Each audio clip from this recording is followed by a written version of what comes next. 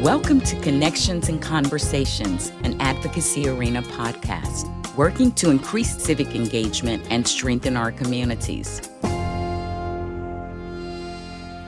Well, hello, everyone. Welcome back to another episode of Connections and Conversations. And I'm super thrilled today to have with me one of my besties, SoulSister Gwynne. Thank you for being here. And most of you who have been part of the Advocacy Arena community are very familiar with her.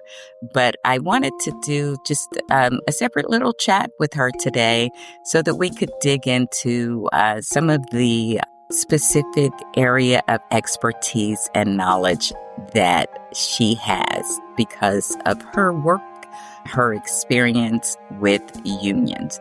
So Gwynne, if you could just say hello to everyone and tell them a little bit about your background. Hi, everyone. I'm so happy to be here in the Advocacy Arena. It has been a journey. I worked for the UAW for nearly 20 years in the Public Relations Department as part of the President's staff. My primary focus of my job and objective was media training, media research. I wrote speeches. I wrote stories for our magazine, Solidarity Magazine, and any other special projects. I also had a lot to do with writing up the summaries for contract negotiations. So I was very much involved with all departments within the UAW, organizing drives, local union communication, teaching up at Black Lake. So it encompassed a lot, but it was fulfilling in every way. Wonderful. And I know that you come from a family of folks who are also very involved in the union. Can you tell me just a little bit? I know that you're passionate about it.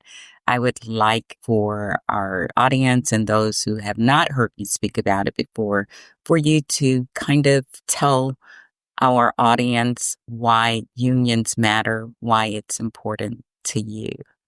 Well, my mother worked for GM. My father worked for Ford.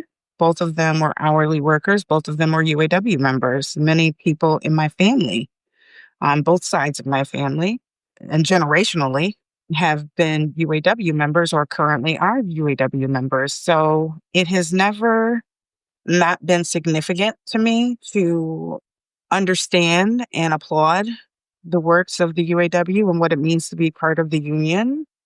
They saw us through some really hard times. There were a lot of gains just because of being a part of the UAW family. Scholarships, and I mean scholarships for actual school, not just for Black Lake, because there are different scholarships for that as well. But it's significant to understand that my mother had a voice, my father had a voice in their workplace, and they had a large contingent behind them that would stand up for their rights to say what was unfair on the job, for their rights to make sure that they were protected, not just on the job, but even when they were sick, and the rights that they were owed if it was needed. So it's been truly a blessing to be a part of a union family and be a part of the bigger overall union family. I think people take it for granted. I think people take a lot of what they have for granted and a lot of what was gained for granted. And I think that they don't understand the significance of the place we are at today when union rights are being absolutely hammered.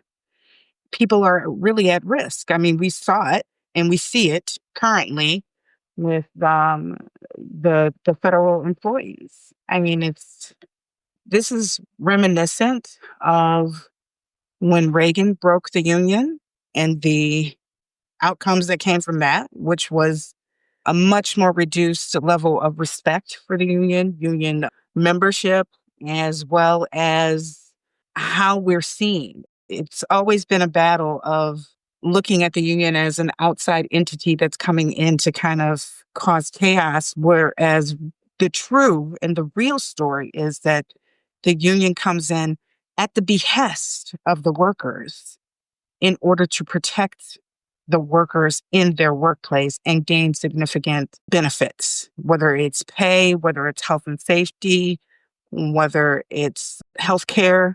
OSHA doesn't happen by itself, Right. you know? And I think a lot of people, because so many of the gains of the labor movement over decades, a lot of people who were not around before those gains were realized don't recognize the fight that went in to allowing them to enjoy some of the rights and benefits they have today as Yeah, workers. Like you yeah, mentioned OSHA. I mean, there was a time in this country when people, it was just very much part of the culture for people to work in unsafe environments, for people absolutely. not to be paid fairly, for people to not have the respect of time in the workplace. Like Yeah, we can thank the unions for our 40-hour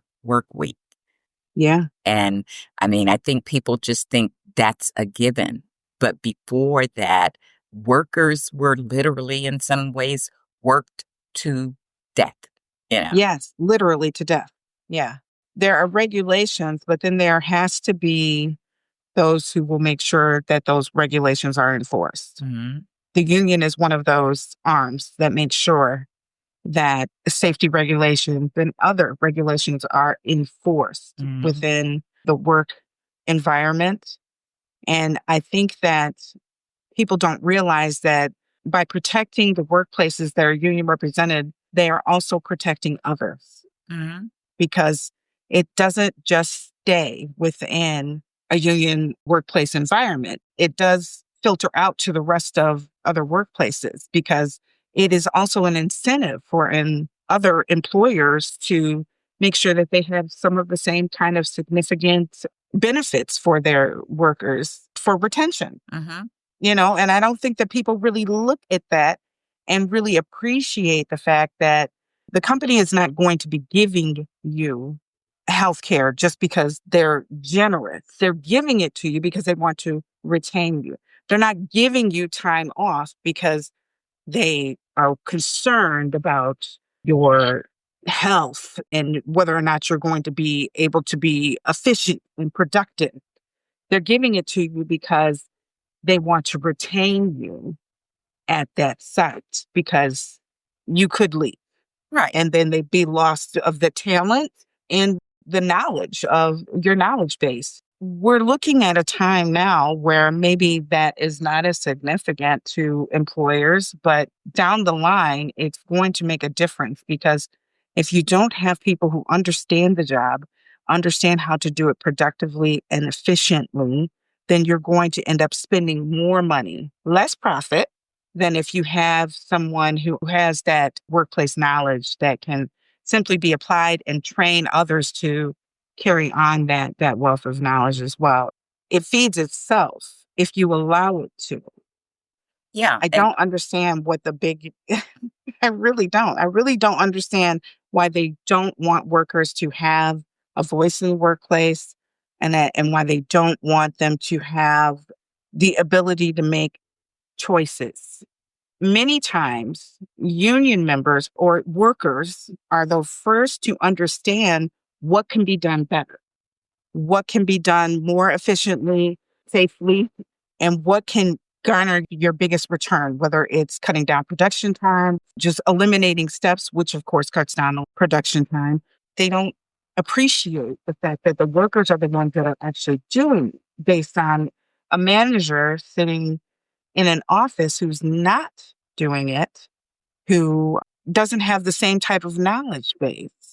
You can look at something and say, oh, I think I would do it this way. But if you apply that technique, it doesn't necessarily guarantee you that it's going to be the best way, even if you're getting to the same final outcome.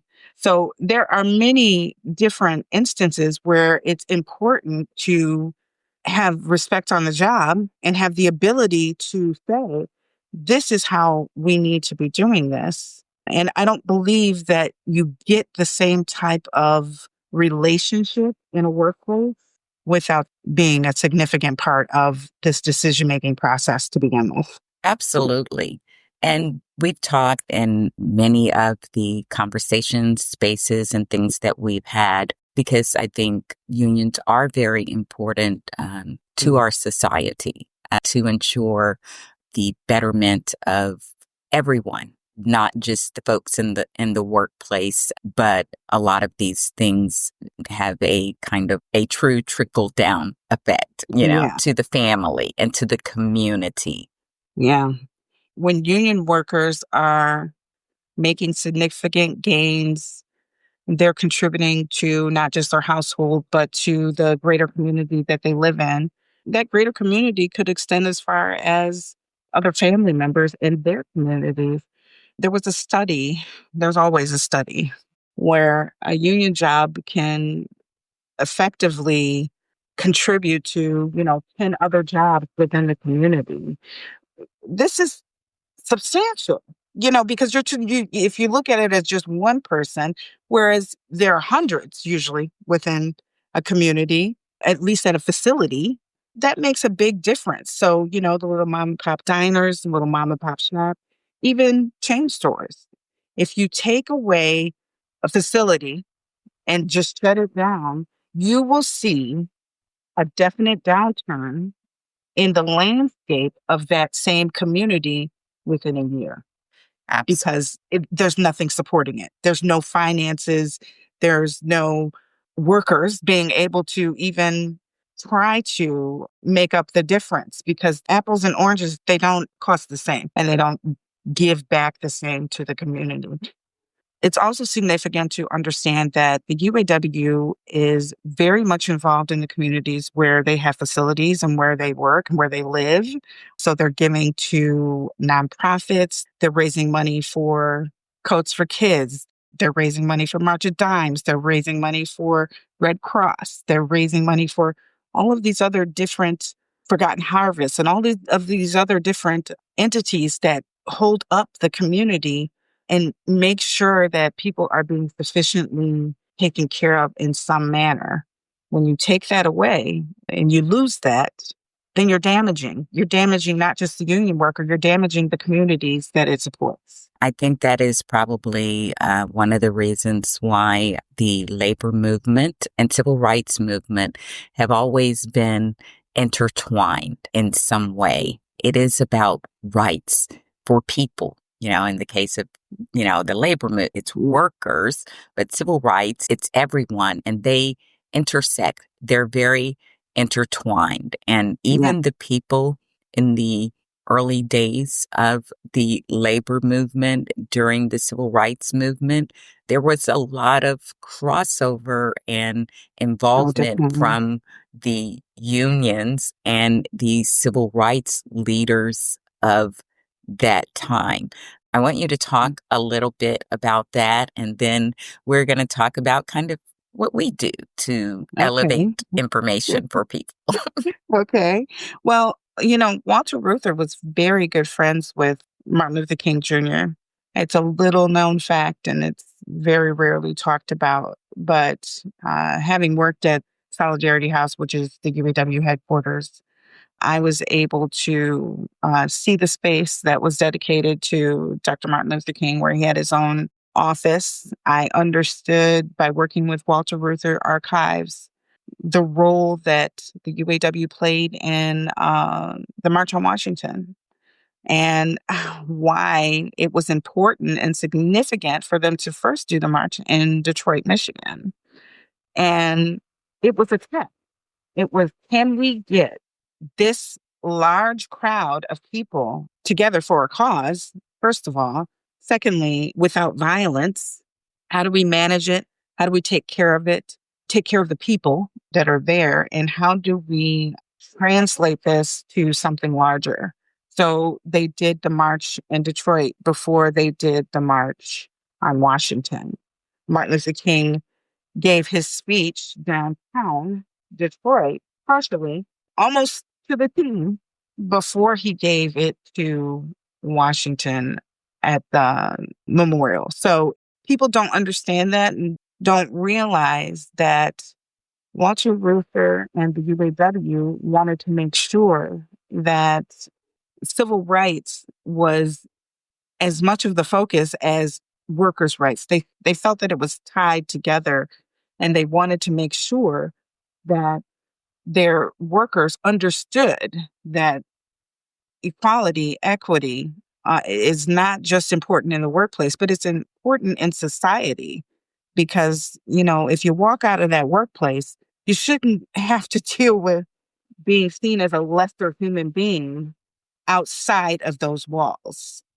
The UAW was known to be a place that they could go to for bail money, for boots on the ground, and for support in any other significant way. So I really want to emphasize that it was a two-way friendship. It wasn't just, they weren't just a bank for the civil rights movement. They were a partner, a true partner, because they believed in it. And that is absolutely due to the vision of Walter Reuther and his friendship with Dr. Martin Luther King. Absolutely. I mean, and we all know the history and the horrific way in which Dr. Martin Luther King was assassinated. Absolutely. And it was when he was here in my state, in Memphis.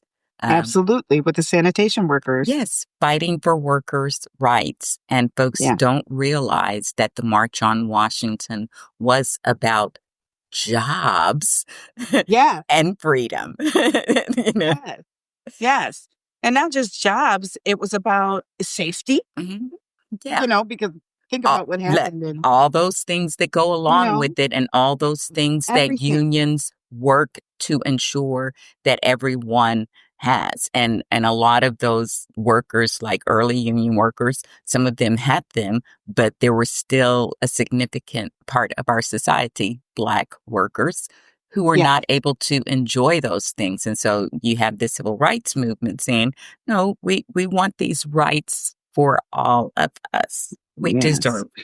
It's been debated, like, which union said first that, when you hire African Americans to the workplace, that union workplace, that they have to be paid the same amount. But I do know that the UAW was definitely a champion of that.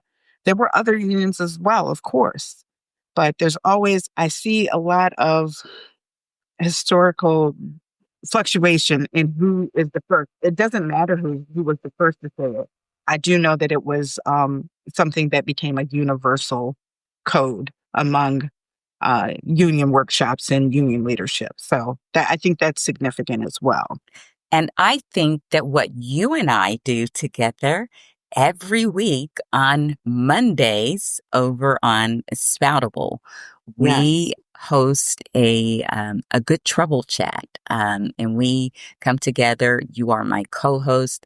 We come together. We talk about current events, news updates, and history. And we've been doing this together now for almost 4 years. Isn't that crazy?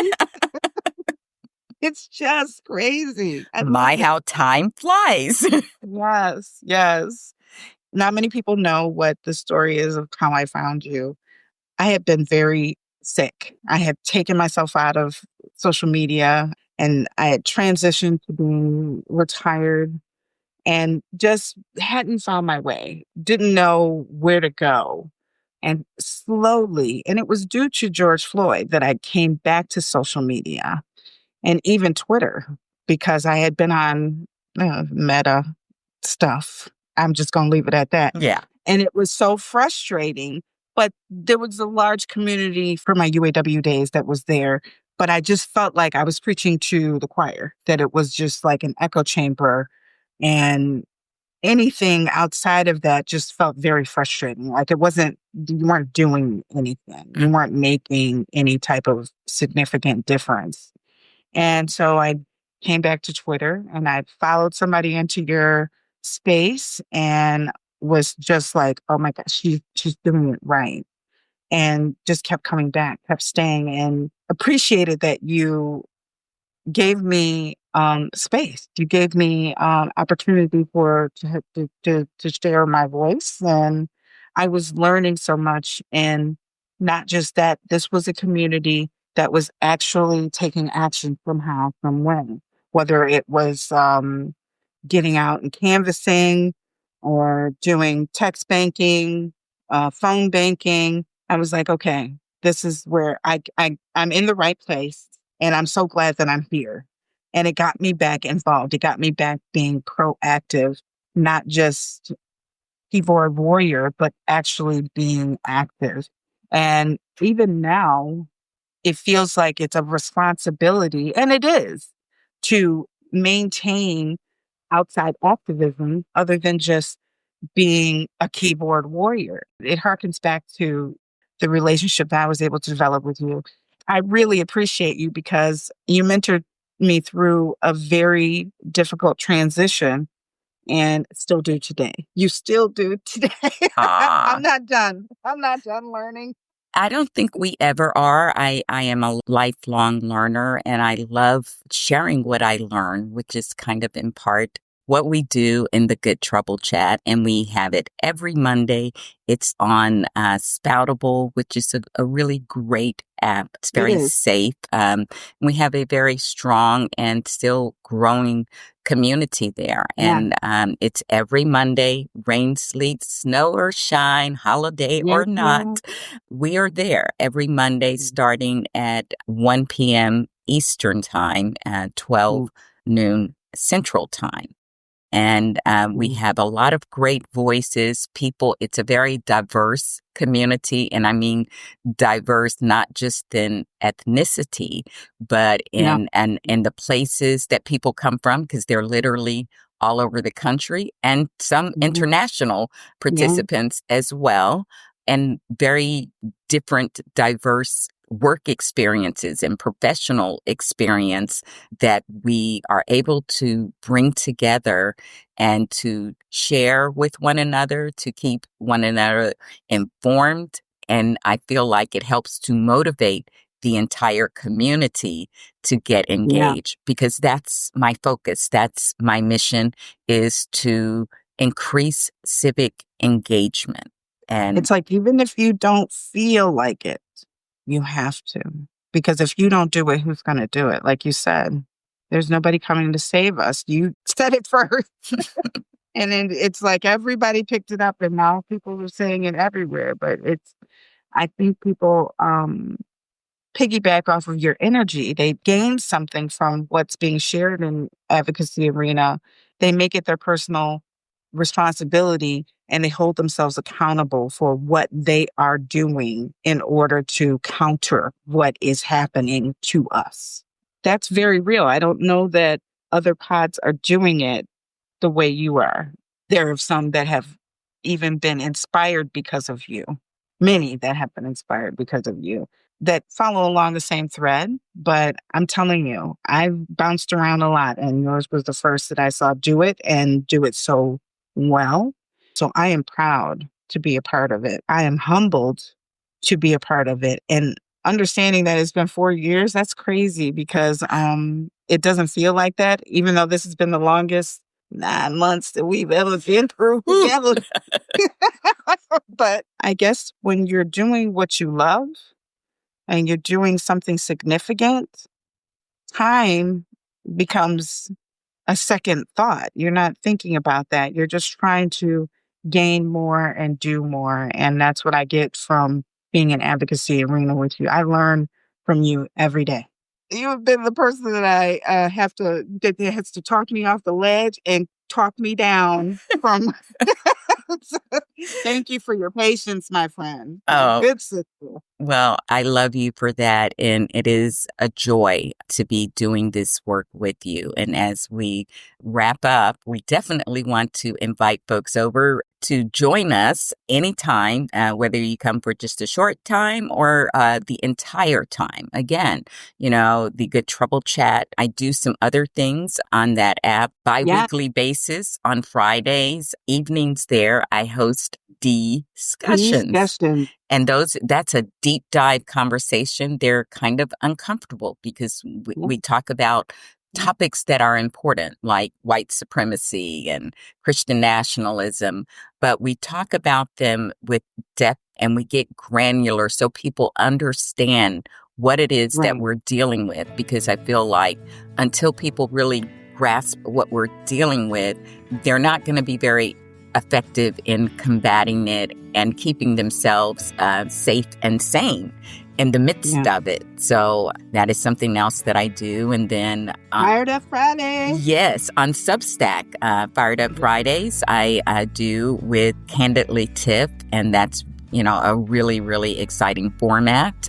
It is. And there we just chop it up politically. Tiff is very politically astute and engaged. So it's an opportunity to have very kind of nuanced political conversations. So Advocacy Arena Network is growing. We have a lot of projects going on, and I am thrilled to be able to have SoulSister as part of that ground force in all of these projects. So thank you so much, my friend, and I want to give you an opportunity for some closing thoughts and words as we wrap up. I just want people to support unions because unions support you. If you see a strike, honor it, buy them some water. Just be mindful of the fact that these people are out here working and trying to make a difference in their own lives and in the community, and they can't do it without you. And I want people to buy you a coffee. I want people to make sure that they are supporting Advocacy Arena in whatever format that they choose, whether it's on Spoutable, whether it's on Substack, YouTube, Spotify, Apple Podcasts, or whether it's your store. I mean, you have some great products. I love them. And I really hope that we see more people advocating for democracy because they're advocating not just for themselves, they're advocating for the future. We don't leave this to chance. And I think that's how we ended up here, where we see ourselves right now today, is that too many people took it for granted. So it's time to stand up. It's time to make a difference. It's time to continue this fight for advocacy. Thank you for leading this charge. Well, thank you, my friend. I couldn't do it without folks like you supporting me. So thank you, guys. And we hope that we will see your faces in some of the many places that Advocacy Arena is. Please join us and support us. Thank you so very much. Thank you, Miss D. Thank you for listening to Connections and Conversations. This is one of many wonderful interviews that we bring to you to help connect you to a larger community of advocates and changemakers across the country. You'll get a glimpse into the various ways people are making an impact in their communities. My hope is that it will inspire you to get engaged in some small way as well. We can't all do everything, but at this moment in history, we can all do something. What are you doing? One of the things you can do is to continue to listen, subscribe, and share this Advocacy Arena podcast. You can also join and support the growing grassroots Advocacy Arena community in other ways. Join our weekly live chats hosted on Spoutable every Monday at 12 p.m. Eastern. Subscribe to our Substack to get great articles on important topics and exclusive access to extended interview conversations. And don't forget to subscribe to our YouTube channel as well. We've got some exciting programming lined up. And keep listening to our regular podcast episodes wherever you get your podcasts. And of course, subscribe and give us that all-important 5-star review.